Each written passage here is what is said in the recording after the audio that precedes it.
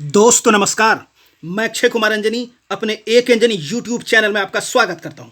मध्यकालीन भारतीय इतिहास की श्रृंखला को आगे बढ़ाते हुए आज हम आपके सामने एक वीडियो लेकर उपस्थित हुए हैं, जिसमें हम खिलजी वंश के अंतर्गत जलालुद्दीन खिलजी के बारे में चर्चा करेंगे। यह कोर्स यूनिवर्सिटी और बोर्ड एग्जाम के साथ साथ खास तौर से प्रतियोगिता परीक्षाओं को ध्यान में रखकर डिजाइन किया गया है, जिससे आपको निश्चित मदद मिलेगी। तो कृपया इस वीडियो के अंत तक बने रहें और इसे ज़्यादा से ज़्यादा लाइक और शेयर करें। अगर अब तक आपने इस चैनल को सब्सक्राइब नहीं किया है तो इसे तुरंत सब्सक्राइब कर लें और बगल में लगे बेल आइकन को भी दबा दें, ताकि मैं जैसे ही कोई वीडियो अपलोड करूँ वो तुरंत आप तक पहुँच जाए। तो चलिए हम लोग स्टार्ट करते हैं खिलजी वंश को। खिलजी वंश का जो कार्यकाल है ये 1290 से 1320 तक जाता है।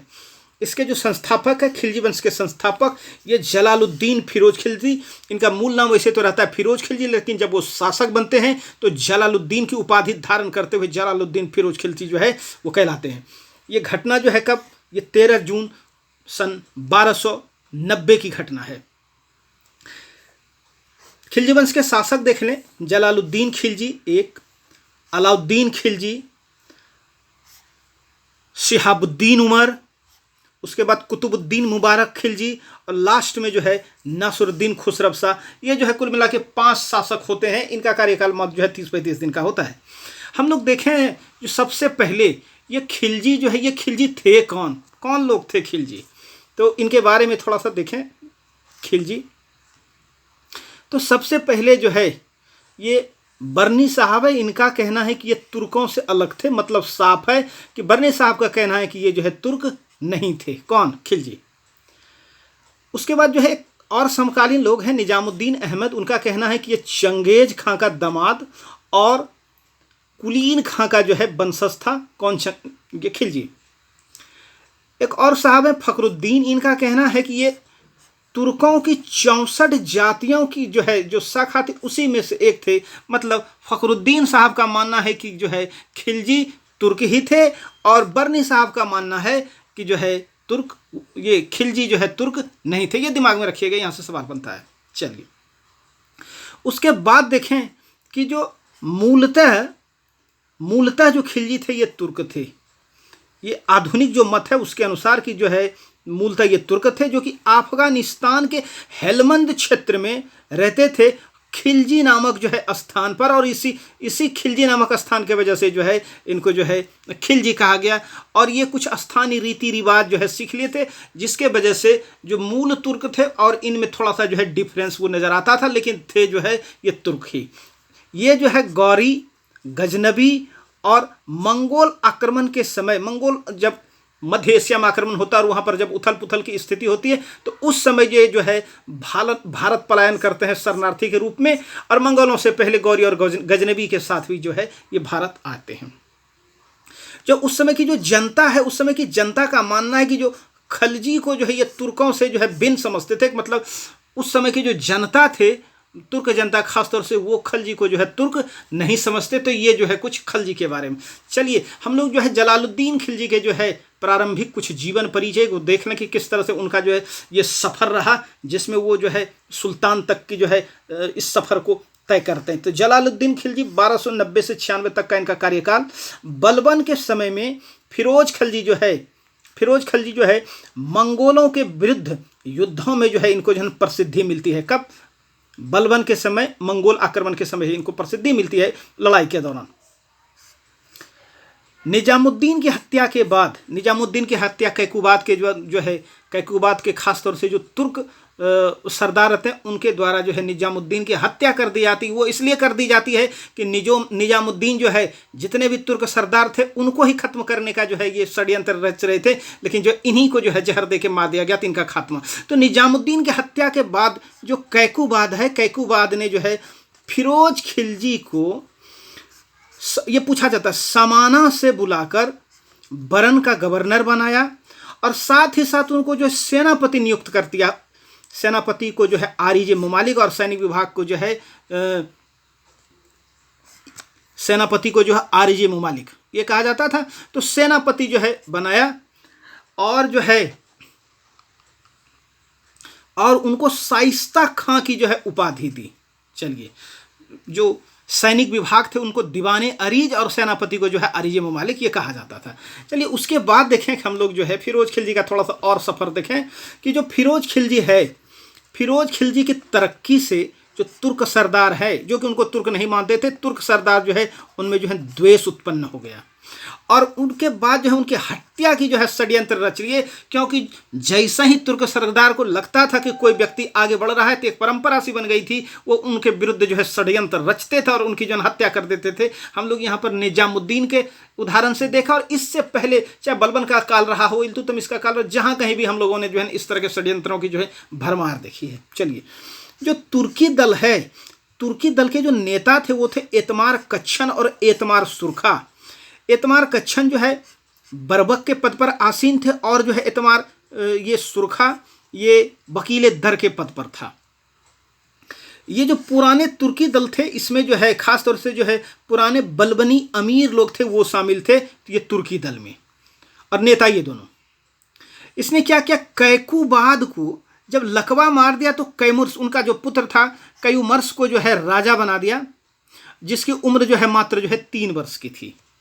और उसके बाद देखें वो जो षड्यंत्र रचा गया, षड्यंत्र में ये चीज़ था कि जो सच्चे तुर्क नहीं है उसको अपदस्थ कर जो है हत्या कर दी जाए और एक सूची बनाएगा, और इस सूची में सबसे ऊपर जो नाम रखा गया वो रखा गया किसका, ये फिरोज खिलजी का। लेकिन इसकी जो सूचना है, इसकी सूचना फिरोज खिलजी का जो है मलिक अहमद चाप जो नायब अमीर हाजिब रहता है, इनके द्वारा सूचना दे दी जाती है फिरोज खिलजी को, जो जिसका पता जो है ये तुर्की दल को नहीं चलता है। और जब इनको पता चलता है फिरोज खिलजी, तो वो क्या करते हैं, वो दिल्ली से बाहर चले जाते हैं। एक जगह है बहारपुर जो दिल्ली से कम 6-7 मील की दूरी पर है, वहाँ पर चले जाते हैं। और उस स्थिति में जब वहाँ पर चले जाते हैं तो कहीं ना कहीं तुर्की दल को कुछ जो शंका होता है और जो है वो उनको बुलाने के लिए जाता है। वो जो है बुलाने के लिए कौन गया, बुलाने के लिए जो गया जो है कच्छन, और इसलिए बुलाने के लिए गया भाई कि चलिए आपको जो है कैमुर्स के दरबार में जो उपस्थित होना है, ये राजा का जो है ये बुलावा है। लेकिन जो है फिरोज खिलजी इस बात को पहले से समझता था कि मेरे विरुद्ध जो है षड्यंत्र रचा गया है, और वो क्या करते हैं, वो कच्छन की जो है हत्या कर देते हैं और कैमुर्स को जो है अपने साथ जो है लेके चला जाता है। कौन, फिरोज खिलजी। जब राजा को जो है साथ लेके चला जाता है तो उनका जो है पीछा किया जाता है ये एतमार सुरखा के द्वारा, लेकिन वो भी जो है रास्ते में मारा जाता है। और फिरोज खिलजी खुद को संरक्षक घोषित कर देता है और वजीर जो है किसका, ये कैयुमर्स का, और 3 महीने तक जो है उसके संरक्षक के रूप में कार्य करते हैं। और अंत में क्या करते हैं, कैयुमर्स की जो हत्या करके खुद जो है अपने आप को सुल्तान घोषित कर दिया जाता है। तो ये जो पूरा का पूरा जो एक चक्र था, बल्कि कुचक्र इसको कहिए, जो कि फिरोज खिलजी के विरुद्ध गढ़ा गया तुर्क सरदारों के द्वारा, ये कहीं ना कहीं जो इस तरह का जो है सुल्तान ये की हत्या तक कर दी जाती है फिरोज खिलजी के द्वारा, ये एक तरह का जो है सुरक्षात्मक कदम था। अगर फिरोज खिलजी इस तरह का कदम नहीं उठाता तो ज़्यादा संभावना थी कि जो है फिरोज खिलजी की ही हत्या हो जाती। अब हम लोग जो है थोड़ा सा देखें, जो है एक चीज़ यहाँ से सवाल बनता है जो खिलजी क्रांति के, कि ये जो है महज सिर्फ वंश का जो है ये परिवर्तन नहीं था, बल्कि एक जो है अपने आप में क्रांति थी, एक बहुत बड़ा परिवर्तन था। चलिए हम लोग देखें कि खिलजी क्रांति इसको जो है कहा क्यों जाता है। तो सबसे पहले जो है जातिवाद है, जातिवाद में कमी आई। पहले जो तुर्क सरदार थे उनका बड़ा दबदबा था और हर एक पोस्ट पर तुर्क सरदार ही बैठते थे, जो भी प्रमुख पद होता था। साथ ही साथ इससे जो मिथ्या धारणा थी, यह मिथ्या धारणा का अंत यह कि प्रभु सत्ता केवल जो है विशेषाधिकार प्राप्त जो वर्ग है उसी के एकाधिकार में रहना चाहिए। इस खिलजी क्रांति ने जो है इसको जो है निर्मूल साबित कर दिया, क्योंकि खिलजी जो है वो सर्वसाधारण वर्ग से ताल्लुक रखता था, इनमें जो है शाही खून नहीं था। यहाँ पर जो है इसके बाद यह भी नीति अपनाई गई कि कुलीनता की वजह जो है प्रतिभा को स्थान दिया गया। आप जानते हैं कि बलबन के समय में क्या हुआ, सिर्फ कुलीन व्यक्ति को ही ऊंचे ऊंचे पदों पर बैठाया जाता था, और जो कुलीन से संबंधित नहीं थे उस तरह के व्यक्ति को जो है देखना भी पसंद नहीं करते थे। कौन, बलबन। वो कहता है कि जब मैं जो है नीच कुल के व्यक्ति को देखता हूँ तो मेरा जो है खून खौल जाता है। इस तरह का जो है उद्धरण हमको देखने को मिलता है बलबन के समय में। लेकिन यहाँ पर जो कुलीनता की वजह जो है प्रतिभा को स्थान दिया जाने लगा, चाहे वो निम्न कुल का हो या उच्च कुल का। और इसमें जो भारतीय मुसलमानों को काफ़ी फायदा हुआ और उनको जो अच्छे अच्छे पोस्ट पर बैठाया गया। राजनीति को धर्म से बिल्कुल अलग किया गया या अलग करने का प्रयास किया। हम लोग देखेंगे खासतौर से अलाउद्दीन खिलजी के समय में, तो ये अपने आप में बड़ी बात थी। अब तक जो है जो गुलाम वंश अब तक जो है धर्म से पूरी तरह से जो आबद्ध था, जकड़ा हुआ था, और यहाँ पर जो उससे बाहर निकलने का प्रयास किया जाता है, तो ये अपने आप में एक जो है बड़ा परिवर्तन, और बड़ा परिवर्तन को ही तो क्रांति कहते हैं। सल्तनत का सुदूर दक्षिण तक जो है विस्तार, अब तक इतने बड़े क्षेत्र पर जो है किसी शासक के द्वारा जो है, जो भी मुस्लिम शासक है उनका जो विस्तार नहीं हुआ था। और हम लोग देखेंगे कि अलाउद्दीन खिलजी के समय जो है मलिक काफूर के नेतृत्व में किस तरह से जो है पूरे दक्षिण को जो है रौंद दिया जाता है। चलिए अब देखें कि जलालुद्दीन फिरोज खिलजी जो है, जलालुद्दीन फिरोज खिलजी ये 13 जून सन 1290 को जो है शासक बनता है। उस समय इनकी जो आयु रहती है वो 70 वर्ष की रहती है, और ये अपने आप को शासक घोषित करते हैं जो है किलोखरी में। वो बहुत दिन तक दिल्ली ही नहीं आते हैं। उसके बाद जो है इनकी उपलब्धियां देख लें, कुछ इनकी उपलब्धियां क्या थी। उपलब्धियां यह कि जब ये गद्दी पर बैठते हैं तो मलिक छज्जू जो कि बलबन के समय का ही जो है सरदार रहता है, वो क्या करते हैं, वो विद्रोह कर देते हैं, और इनके द्वारा जो है विद्रोह का जो है दमन किया जाता है। ये 1290 की ही घटना है। मलिक छज्जू काला मानिकपुर का जो है वो सूबेदार रहता है, गवर्नर रहता है। मलिक छज्जू ने खुद को जो है सुल्तान मुगिसुद्दीन की जो है उपाधि धारण कर अपने नाम के जो है सिक्के और जो है खुतबा भी पढ़वाया। तो अपने आप में कहीं न कहीं एक बहुत बड़े जो है विद्रोह का संकेत था, किसके द्वारा, मलिक छज्जू के द्वारा, लेकिन उसके विद्रोह को जो है दबा दिया गया। उसके बाद रणथंभौर अभियान किया जाता है 1291 में, जो कि असफल रहता है। इसके बाद मंडोर एवं झाइन का जो है किला वो जीता जाता है, इनके द्वारा, ये फिरोज खिलजी के द्वारा। ये 1292 की घटना है। इसके बाद जो है, इसके बाद होता है मंगोल आक्रमण। इसके बाद मंगोल आक्रमण होता है, और मंगोल आक्रमण होता है ये कब, 1292 में। और मंगोल आक्रमण के बाद जो है ये जलालुद्दीन फिरोज खिलजी जो है उनसे क्या कर लेते हैं, उनसे जो है संधि कर लेते हैं। थोड़ा सा देखें ये जो आक्रमण होता है मंगोल आक्रमण, ये जो आक्रमणकारी है अब्दुल्ला, ये हलाकू खां के जो है, हलाकू जिसने जो है खलीफा की हत्या की थी, ये हलाकू खां के जो है ना पत्र होते हैं, ये अब्दुल्ला के नेतृत्व में 1.5 लाख जो है सिपाही, 1.5 लाख सैनिक जो है आते हैं और पंजाब पर आक्रमण करके ये सुनाम तक चले आते हैं। लेकिन बाद में संधि हो जाती है। हम लोग देखिए चंगेज खां के नाती, ये अपने आप में बड़ी बात है, ध्यान रखिए। चंगेज खां के नाती उलूग खां, आप लोग अगर गुलाम वंश पढ़ें तो आप बताइए कि जो है उलूग खां किसकी उपाधि थी, किस सुल्तान की उपाधि थी जो है गुलाम वंश में। चलिए आगे बढ़ते हैं। चंगेज खां के नाते उलूग खां ने अपने 4000 समर्थकों के साथ इस्लाम ग्रहण कर लिया, और साथ ही साथ यहीं जो है जमुना के किनारे, जिसको जो है मुगल पारा कहा गया बाद में, जमुना के किनारे जो है बस जाते हैं। ये नवीन मुसलमान कहलाते हैं। कौन, जो उलूग खां के जो है, उलूग खां और उलूग खां के समर्थक। हम लोग देखेंगे बाद में जो इन नवीन मुसलमानों का किस तरह से जो है कत्ले आम किया जाता है अलाउद्दीन के समय, उस चीज़ को भी हम लोग देखेंगे। खासतौर से जो है संपत्ति के बंटवारे को लेके जो है जो झगड़ा होता है, उसमें जो है उस विवाद में जो है किस तरह का ये चीज़ होता है। ये जो जलालुद्दीन खिलजी ने अपनी पुत्री का विवाह जो है उलूग खां से कर दिया, और एक तरह से वो जो है उसके रिश्तेदार हो गए।